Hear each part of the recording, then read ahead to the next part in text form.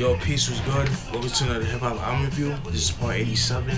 The album that we'll be reviewing today is Mobb-Deep's latest album, the infamous Mobb-Deep, released in 2014. I believe it was released in April 1st of 2014. You guys should know who Mobb-Deep is, but for those who don't know who Mobb-Deep is, I'll give you like a little brief history of who they are. Mobb-Deep, you know, they're a group from Queens, New York. They got their start back in the late 80s, early 90s under the name Poetical Prophets. They, I believe, was under the Unsigned Hype on in the Source back in '91, and that's how they got, you know, recognized and stuff like that.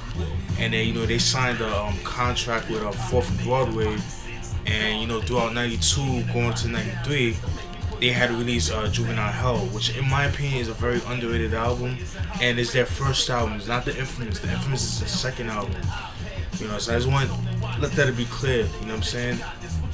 So, yeah, so they came out with Juvenile Hell. It didn't really sell very well. Oh, and by the way, the reason why they call themselves Mobb-Deep is because of the amount of people that always, like, roll around them, like, just always chilling with them, like, just, when you see them, like, together, they always, like, with a big crowd of people, you know what I'm saying? And hence the name Mobb-Deep, that's where they got that name from. And, well, that's one of the reasons why they call their name is Mobb-Deep. But anyways, after Juvenile Hell, you know, they was pretty distraught about it. But then, you know, they started working hard. They started making their own beats, you know. Even though in Juvenile Hell they did make their beats, but they actually had help, like, you know, people like, you know, Lost Professors, DJ Premier, and stuff like that. And so, throughout '94, going into '95, they had released their second album, the Infamous album. You know, that's a classic album, known for singles like, you know, Shook Ones, Survival of the Fittest, you know, things of that nature. And then after the success of that album, a year later they came out with, in my opinion, their best album is Hell on Earth, that was released in 1996, a year later. You know, around that time they was going through a lot of shit, you know, they was going through a lot of inner turmoils, like, you know, for example, like, you know, obviously the beef with Tupac that they had, but Twin Gambino's brother, his twin brother, Scarface, died in a car accident. And around that time they both had kids, like both Havoc and Prodigy both had kids around that time. So, you know, and that was that, and then you can hear like the anger in that album. You just hear the not like the pain within the like the not the voices, but like within the music and stuff like that. You know, and then like, you know, you could kind of tell with their production on Hell on Earth, it was a lot more. It was a little bit more polished, but it was still dark and grimy, just like the Infamous. Even though the Infamous was a little bit more, it was a lot more dirtier than Hell on Earth sonic wise. And then in 1999, they had released Murder Music. Originally, that album was to come out in 1998, but just like with Nas I Am and Nostradamus, Murder Music fell through a lot of it fell victim to, you know, a lot of heavily bootlegging and stuff like that. So they had to re-record the songs over to get a brand new album. That's how Murder Music was made. And they had made a movie called Murder Music around that same time, but it never came out until like back in 2004. So Murder Music came out, known for singles like what is it, Quiet Storm, It's Mine, you know, shit like that. And that album is actually their biggest selling album in their whole discography. Alright? Again, that's another album that you could kind of, as far as like production wise, a lot more polished compared to the first three albums. But it still was dark. It still had like some dark features to it. And then in 2001, they had released the Infamy album that came out in 2000, like late 2001. Yeah, like late 2001. You know, that album right there, you know, a lot of people was kind of like, had mixed feelings about that album. I liked the album. I thought that was a dope album. It's kind of a slept on album if you ask me. You know, because around that time, you know, they were going through the beef with Jay-Z and shit like that. Nas was going through the beef with Jay-Z, and then Prodigy went through the beef with Jay-Z as well. And you know, you know, they came with songs like Hey Love and stuff like that, you know, and that was one of the reasons why there was, you know, people kind of felt like they fell off, like they kind of fell off, like not fell off, but like they were kind of going, they felt like they were selling out by making that song Hey Love with 112. But I thought that was a pretty dope song, like, you know, it was actually pretty dope. Again, like with the production, it's a lot more cleaner compared to like, you know, Hell on Earth, you know, Infamous, Juvenile Hell, but it was still dope. You could kind of see the shift and change, like definitely with the Infamy album, but then with the albums, you know, the Murder Me, the Free Agents mixtape that they came out with, you could kind of see the change in their music. You know, it was a lot more cleaner, not as dark.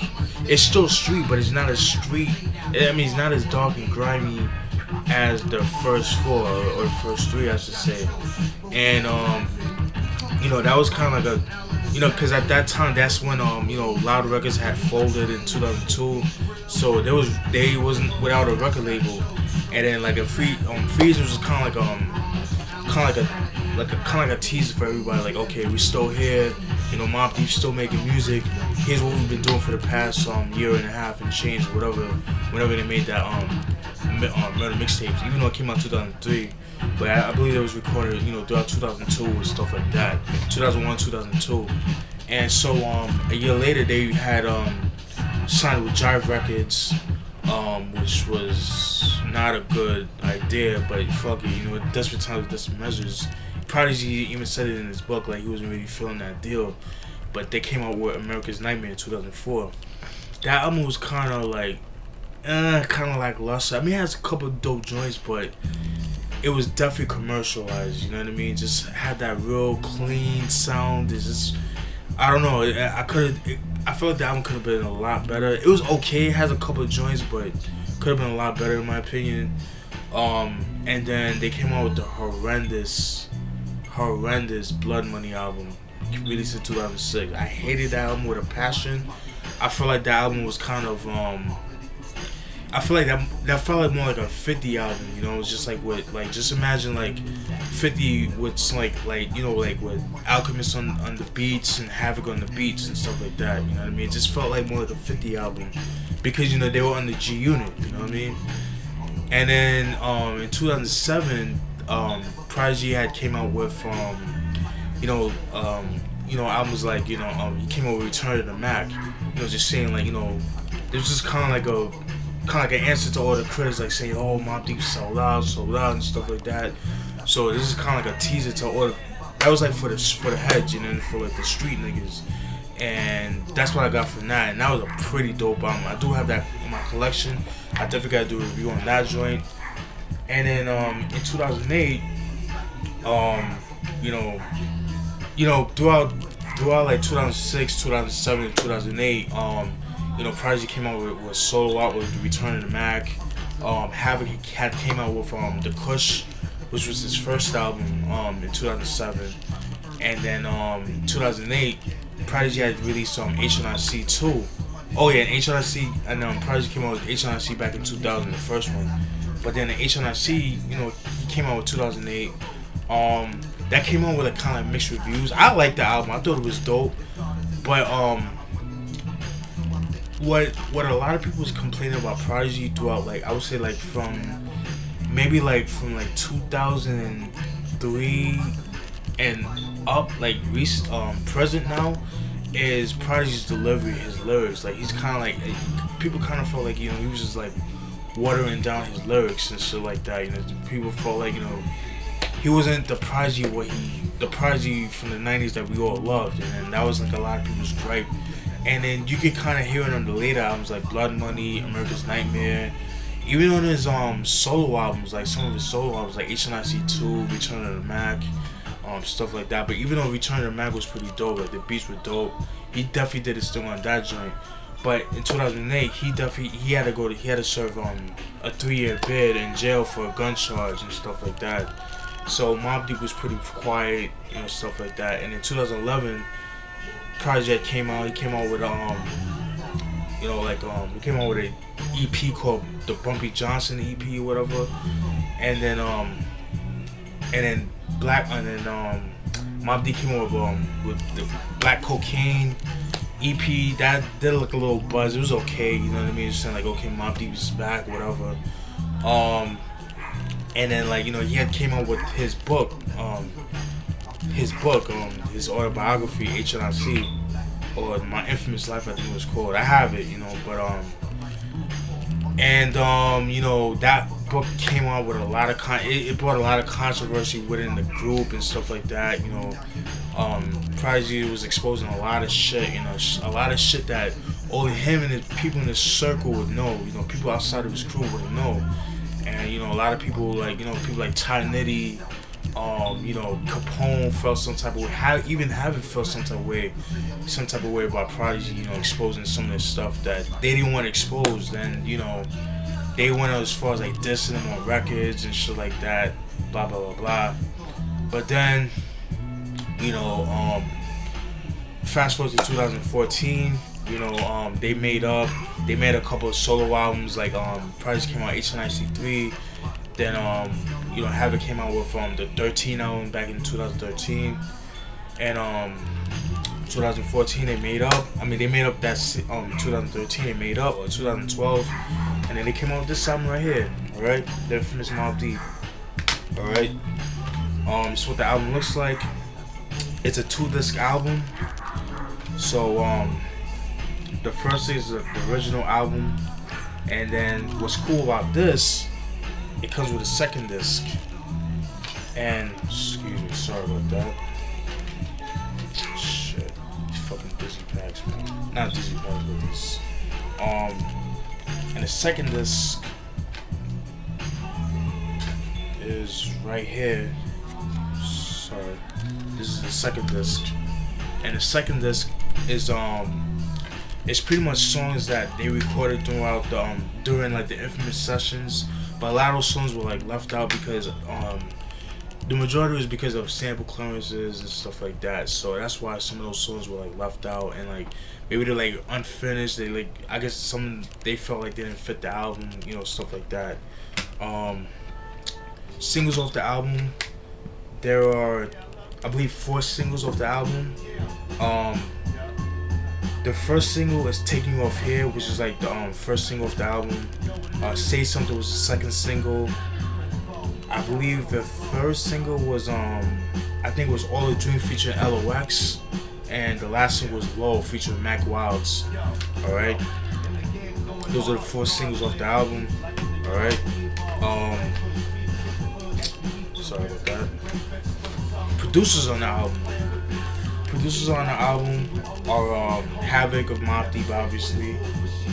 Illmind, very dope producer. Illmind, shout out to Illmind, and shout out to Havoc, obviously. Beat Butcher, dope producer. He's a dope producer. I fucks with that nigga. From the UK, very dope. Omos Keith, I don't know who that is. Seven Thomas. Who else? And Boy Wonder and The Alchemist. Alright, it's 14 tracks. Not really much to go through with the albums. It's not really much. Features on the album. What are the features? Features on the album are give me 1 second. The front runners, Mac Wilds, obviously, that I mentioned, LOX, like I said before, even though they're not credited, but they actually on the song All a Dream, which I didn't understand that, but Mac Wilds, like I said before,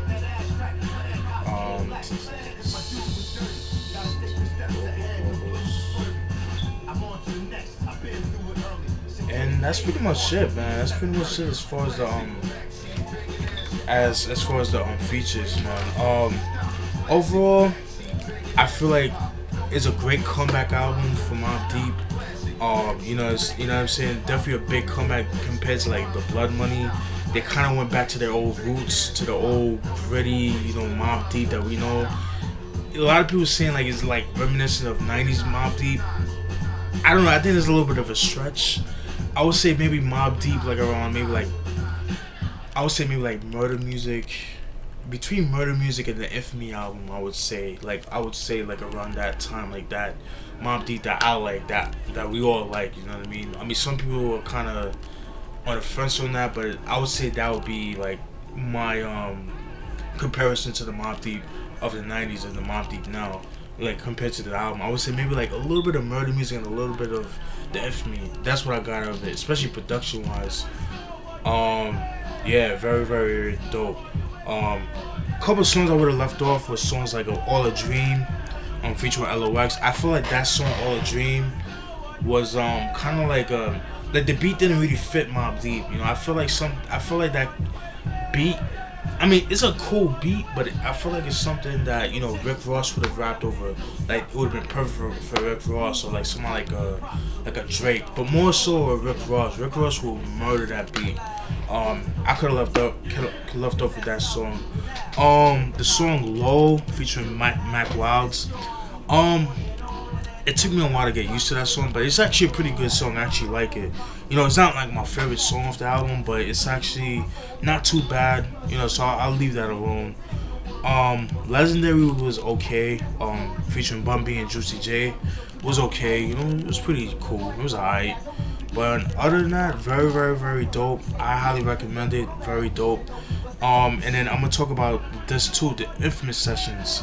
Like I said before, these are songs that were left off the Infamous album. Due to like a lot of it was either because they're like alternate versions of the songs. Like some of them are alternate versions of the songs. Some of the songs that like they didn't appear on the album because of sample clearances, or because I guess they felt like some of the songs didn't even fit the album or some shit like that. Alright. You know, first track on this too is Eye for an Eye featuring Ghostface, Raekwon and Nas. That's on the first, that's on the second album, excuse me, Infamous.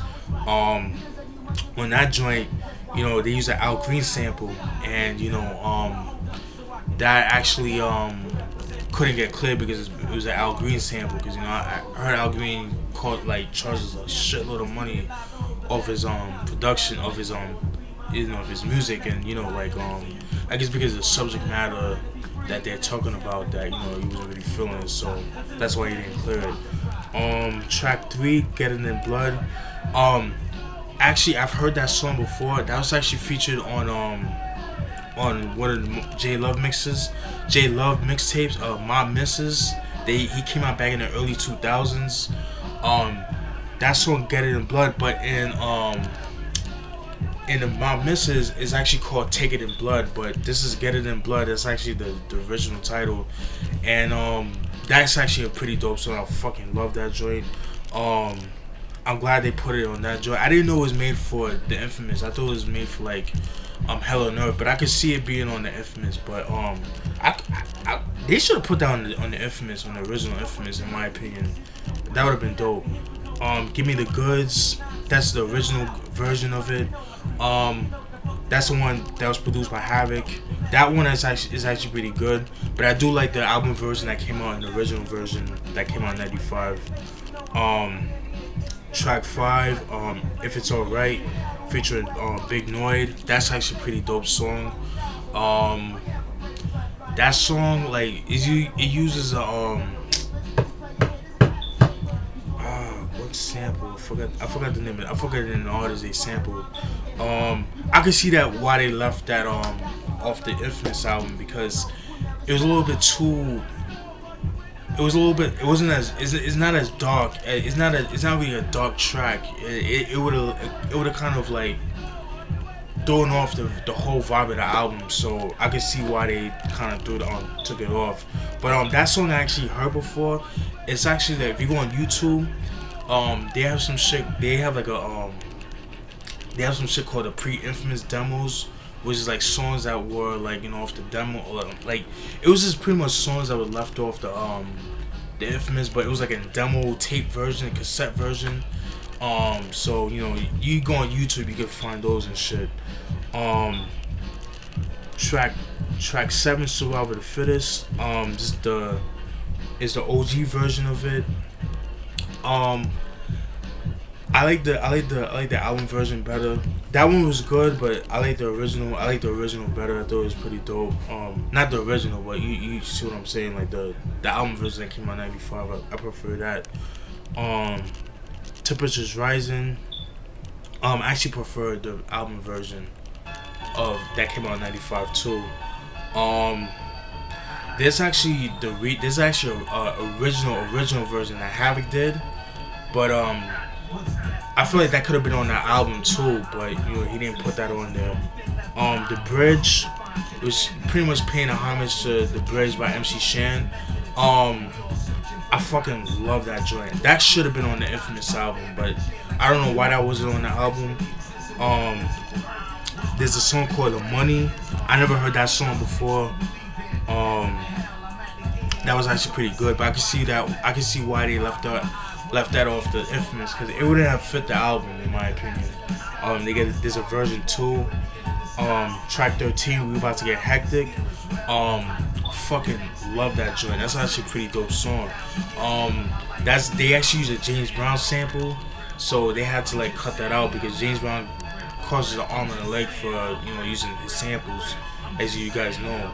And track 14, The Infamous, love that song. But I've heard like a lot of these songs I've heard already, but I've heard it in the demo versions, and I kind of like the demo version. The cassette version is a lot better compared to like the ones here, because I feel like the ones here, they sound a little bit too cleaned up. I understand that you're supposed to clean up the album, like the songs, but it kind of like takes away the edginess of the songs, and that's my only gripe with the disc 2 of the Infamous. But if you guys like the first, like the Infamous Mobb Deep from the first album, like not the first, the second album that came out in '95, then you'll definitely enjoy this too. Some of you guys might have heard them shits, some might have not, so you guys might be in for a surprise. But overall, definitely worth the money. I'm glad to own this shit right here. I highly recommend it. By the way, Havoc is supposed to come out with 13 Reloaded, keep coming out. What's today, the 6th? On the 18th of this month, so definitely keep your eyes on that joint right there. And that's it, folks. Hope you guys enjoyed that review. I know it wasn't much, I didn't really go deep into the the tracks like I usually do, but it's just like there's not really much to talk about, because they just talk about gangster shit, fucking chicks, and smoking weed, and you know how that goes, you know what I mean? But that's it, man. Hope you guys enjoyed that review. Stay tuned for more. Peace.